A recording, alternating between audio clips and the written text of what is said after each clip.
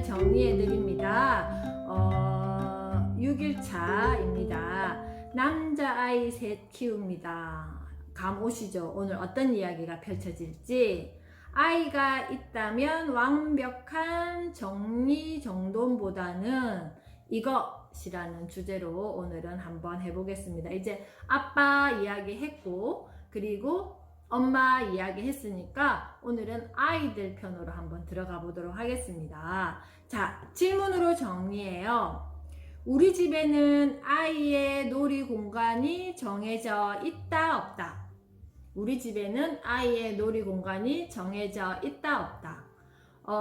지난주부터 계속 이렇게 수업하면서 우리 엄마들이 아마 공간에 대해서 아이의 공간 정리, 아빠의 공간, 나의 공간 이런 걸 많이 생각하셨을 것 같아요. 그래서 아마 아이의 놀이 공간이 정해져 있지 않을까 저는 생각을 하는데 어떠세요?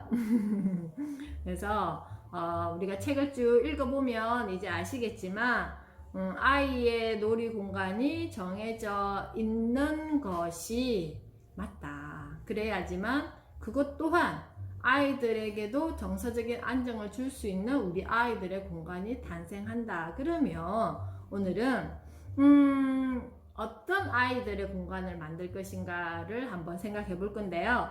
자, 우리 엄마들 한번 나는 정리정돈에 대해서 이렇게 생각해 라는 포인트를 한번 들어보세요. 나는 책은 책장에 가지런히 꽂혀 있어야 된다고 생각한다. 우리 아이들의 책은 이렇게 책장에 가지런히 이렇게 제 뒤에 이렇게 책꽂이처럼 책장에 이렇게 가지런히 꽂혀 있어야 된다고 생각한다. 아니다. 꼭 그렇게 꽂혀 있지 않아도 된다. 우리 엄마들은 어떤 상황일 때 심리적으로 조금 안정적이세요? 책장에 이렇게 책이 가지런히 꽂혀 있었을 때 아니면 굳이 그렇게 꼭 꽂혀 있지 않아도 된다. 어떠세요? 저는 가지런히 우리 하경이 엄마 가지런히, 또 우리 엄마들은 어떠세요? 이게 나의 어떤 성향? 아니면 내가 어떤 그런 게 맞아요. 저도 가지런히가 좋으시군요. 자, 그러면 우리 거꾸로 아이들의 시선에서 한번 생각해 볼게요.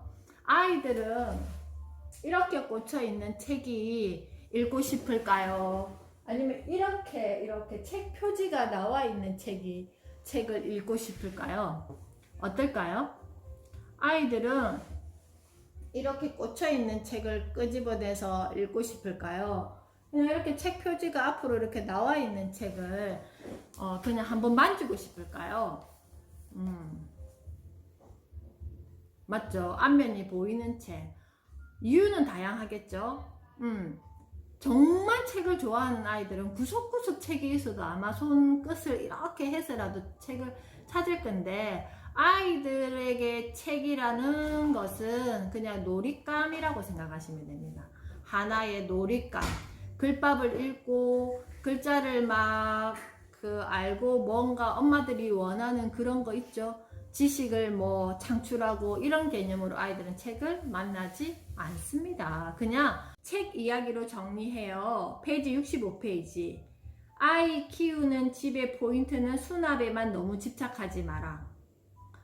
는 것입니다. 아이가 있는 집은 어수선한 것이 당연합니다. 늘 어질러져 있을 수밖에 없습니다. 쌓아놓은 블록은 어떻게 된다? 무너뜨려야 직성이 풀리는 게 아이들의 본성이고, 무엇이든 닥치는 대로 펼쳐놓고 어지르는 게 아이들의 놀이니까요. 그래서 수납에 지나치게 정성을 들이기보다 아이들이 제대로 뛰어놀 수 있는 공간을 만들어주는데 집중하는 것이 좋습니다. 자, 이거죠. 우리 엄마들은 그죠? 공간이 필요하죠. 어떤 일정한 공간 내에 아이들이 자유롭게, 그렇지만 제가 말씀드리는 게 공간에 실명되는 되어 있어야 된다는 거예요. 장난감이 들어갈 공간, 그리고 책이 들어갈 공간, 그리고 꼭 책은 책꽂이에 있어야 된다. X. 책꽂이에 있지 않아도 돼요. 책은 뭐죠? 그냥 바구니. 같은 곳에 넣어두도 되고요. 오늘 제가 나중에 되돌림 놀잇감 이야기할 건데, 우리 그 박스 같은 거, 택배 박스 같은 거 많이 있잖아요. 그러면 그거 책은 만화 책장을 또 세보면 신박한 있죠. 아이들이 보는 책을 이렇게 분류해서 자주 보는 책들을 이렇게 우리 택배 박스 같은 거 있잖아요. 이거를 어떻게 한다? 그냥 아이 나름대로 그 모자이크를 해서 그 박스를 나만의 책 박스를 만드는 거예요. 그렇게 만들어서 구석구석 이렇게 아이가 가는 곳에 이거 책을 분류해서, 내가 좋아하는 책을 아이가 직접 이렇게 분류해서 어떻게 한다? 아이가 자주 가는 곳에 그냥 이렇게 두는 거예요. 그래서 꼭 놀이공간에 이렇게 정해져 있지만 책이라는 것은 눈에 많이 띄어야 돼요. 눈에 많이 띄고 자유롭게 손을 뻗었을 때 뭐 소파 옆에는 편안하게 엄마랑 이야기 나누면서 볼 수 있는 책들, 아니면 침대 머리맡에는 무슨 책? 자기 전에 읽어주기 좋은 책. 그리고 아이의 어떤 놀이 공간의 책을 제대로 이렇게 정리하고 싶을 때는 거기에는 뭔가 아이를 위한 책. 그러면 그걸 계속 어떻게 한다? 우리가 도서관에서 책을 빌려와서 교환하듯이 그 책 박스에 있는 책을 자꾸 순환을 시키는, 책도 숨을 쉬어야 되잖아요. 순환을 시켜야 돼요.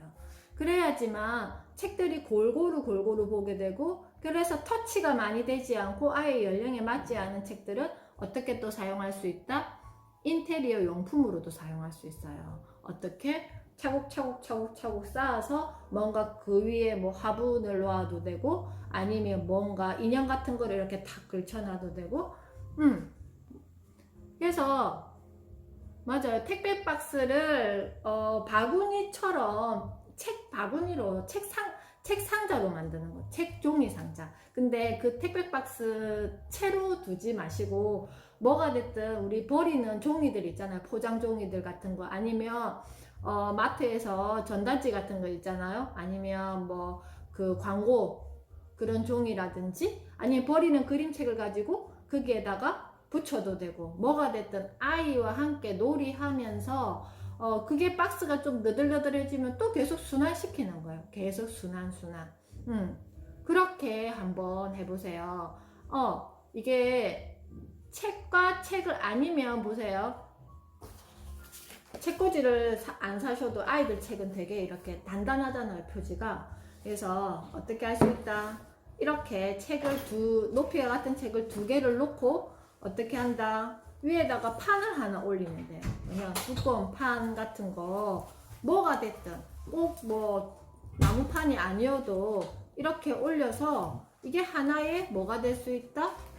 그게 될 수 있다. 책 꽂이가 될 수 있다. 아니면 이게 불안하면 책을 이렇게 쌓아가지고 또 위에다가 나무판을 이렇게 해가지고 할 수도 있습니다. 그래서 우리가 기존에 가지고 있었던 그런 어떤 고정관념, 아이들의 놀이 공간은 이러이러해야 된다의 고정관념을 가지시면 아이들은요, 그게 별로 재미가 없어요. 그리고 그 놀이 공간에 별로 가고 싶지 않을 거예요. 그래서 매일매일 변화가 있는 아이들의 놀이 공간, 돈 들이지 않고도 어떻게 할 수 있다? 만들어낼 수 있다. 무엇을 이용해서? 우리가 버리는 순환자원을 이용해서 만들 수 있습니다. 그래서 여기 보세요. 67페이지 되어 있잖아요. 아이들의 책은 꺼내보고 싶도록 전면 책장에 표지가 보이게. 그죠? 그래서 아이들 뭐 장난감 박스나 뭐 이런 거 정리할 때 그 책꽂이 정리할 때 너무 책을 빼곡하게 이렇게 넣지 마세요. 덤성덤성 놓되 가급적이면 책 표지가 이렇게 앞으로 보이게 이렇게 놓고 그것도 계속 순환시켜 주세요. 나는 아이들이 책을 좀 좋아했으면 좋겠다. 그래 저도 저렇게 책 같은 거 놓을 때 색으로 분류하기도 하고, 이거를 어쩔 때는 이 꽂혀있는 책을 이렇게 순환을 시켜요. 저의 기분 전환도 된단 말이에요. 근데 저도 그러는데 아이들은 어떻겠어요? 충분히 그렇겠죠. 그래서 장난감도 문제지만 아이들의 책도 문제입니다. 집집마다 고가의 전집은 많은데 100권도 넘는 전집류가 책장 전체에 빼곡히 꽂혀 있으면서 부모님이 보기에는 참으로 흐뭇하고 좋으나 아이들은 쉽게 다가가지 못합니다. 책의 위험에 아이들이 어떻게 된다? 짓눌린다. 이럴 때는 빼곡하게 꽂아 놓기보다는 아이가 쉽게 잡고 볼 수 있도록 노출시켜 주는 것이 좋습니다. 그래서 가까이 이렇게 하고, 항상 아이들이랑 나들이를 갈 때라든지 차를 타고 잠깐 이동할 때도 책을 가지고 다니는 습관을 저는 가졌으면 좋겠어요. 저도 항상 어디를 갈 때는 항상 작은 책 제 가방에 반드시 넣어 다니거든요. 그러면 5분이라도 뭐 잠시라도 뭐가 됐든 책을 읽게 된단 말이에요. 그래서 아이들에게도 그런 습관이 중요합니다. 여기 지금 이렇게 놀이방을 만들었잖아요. 이렇게 꽂혀, 분명 책은 이렇게 꽂아 두지만 어떻게 한다? 이런 책들을 한 몇 칸은 빈 공간을 만들어서 어떻게 할 수 있다? 전면이 보이게 책을 순환시킨다. 그리고 이런 중간중간에 어떻게 할 수 있다? 책 박스를 만들어서 책을 숨쉬게 해줘야죠. 그리고 아이가 좋아하는 책을 일주일에 한 번씩 그 박스에 담아서 그냥 골라 담는 것만 해도 아이들은 충분히 책과 친해질 수 있습니다. 그래서 내가 어떤 책에 관심 가지는지에 대해서 한번 끄집어 내기만 해도 어떻게 할 수 있다? 책에 관심 가질 수 있는 놀이가 되겠죠. 한번 생각해 보세요. 우리 엄마들이 도서관에 가시는지 안 가시는지 제가 잘 모르겠지만, 내가 매주 도서관에 가서 신간 코너만 보고 온다. 그래서 신간 코너에 있는 책을 매주 3권씩만 빌려온다 했을 때, 내가 그 책을 보지 않아도 나는 책 쇼핑을 하는 거예요. 그래서 책을 만나는 그 느낌만 가지도 충분히 책과 친해질 수 있는 하나의 전략이라고 저는 생각을 합니다. 그래서 책은 앉아서 어떻게 해야 된다, 읽어야 된다의 고정관념을 버리시면 좋을 것 같습니다. 자, 책 이야기로 정리해요. 우리 아이들의 공간 어떻게 만나야 되는지 아시겠죠? 그래서 아이들은 엄마가 정해놓은 이 정형화된 어떤 공간 굉장히 재미없어 합니다. 그래서 그게 일주일 되고 2주 되고 한 달 되고 하면 실증 나는 공간이 돼요. 그래서 뭐가 됐든 책으로 되게 공간 바꾸기가 되게 쉽거든요. 좀 뭔가 환기되기가 되게 쉬워요, 책이. 그리고 책도 숨쉬게 해주면서 아이들의 놀이 공간은 아이들의 개성껏 변화시키면서 놀이할 수 있게 만들어 주시면 좋을 것 같습니다. 자, 3번째 시간입니다. 신문으로 정리해요. 우리 집에 보통 지금 AI 하나씩 다 있지 않을까요? 아이 귀찮아, AI가 대신해줘. 이 신문 이 타이틀이 너무 재밌어가지고 제가 이걸 가지고 왔는데요. 또 여기 보면 어떤 내용이 있냐면은 미래 산업의 총화 AI 선택 아닌 필수 학문, 뭐 이런 말이 있습니다.